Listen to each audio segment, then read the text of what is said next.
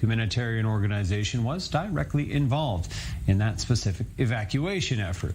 We're joined in the studio by our Middle East correspondent, Ariel, Oseran, to detail just what role did Israel have in this? So there's still emerging details from this, but what we know, as you mentioned, 41 Afghans evacuated through Tajikistan, which borders with Afghanistan, to the UAE, and from there they will continue to Canada. Now, I-24 News has learned that the sides negotiated with the Taliban to enable this evacuation. We're talking about sides involved, the US, the UK, and an Israeli humanitarian organization. And also Tajiki President Imam Ali Rahman was personally involved in this operation. Now, this is interesting. You mentioned the 25 members of the women's cycling team. They were evacuated in this operation. This comes a month after the women's soccer team from Afghanistan. 81 members were evacuated, and the timing could be better. Not only did the country fall to the hands of the Taliban, but just yesterday, officials in the Taliban said that women in the country will not be allowed to play sports. In order to be out in the open and public, they need to have their faces covered, their bodies covered, and they say that while playing they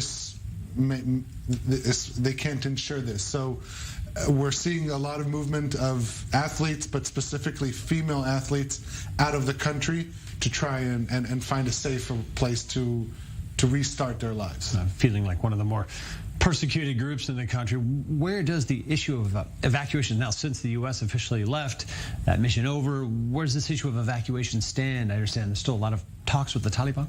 So there's still a few hundred American citizens and third country nationals who are still in Afghanistan. And just this morning, Taliban announced that they would allow these 200 Americans and third country nationals to be evacuated through charter flights from the Hamid Karzai International Airport in Kabul.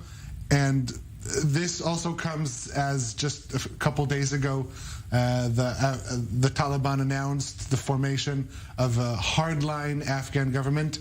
This is against statements that they've made prior to this, that this would be an inclusive government, no women, no officials from the former Afghan government. And what this government does include are former inmates in the Guantanamo Bay, people on the FBI's most wanted list. So this is definitely a different government than what the Taliban had previously announced, and this could set the tone for other promises that they've made, including that they would have a different attitude towards women, not only a more inclusive government, but they said this would be a more tolerant and inclusive regime. And the people who set the tone for the regime is the leadership, and we're not seeing that in the leadership. As you mentioned, leadership so far, including internationally wanted individuals and other, obviously, hardliners in the Taliban so far. Oseran, thanks for breaking it down for us.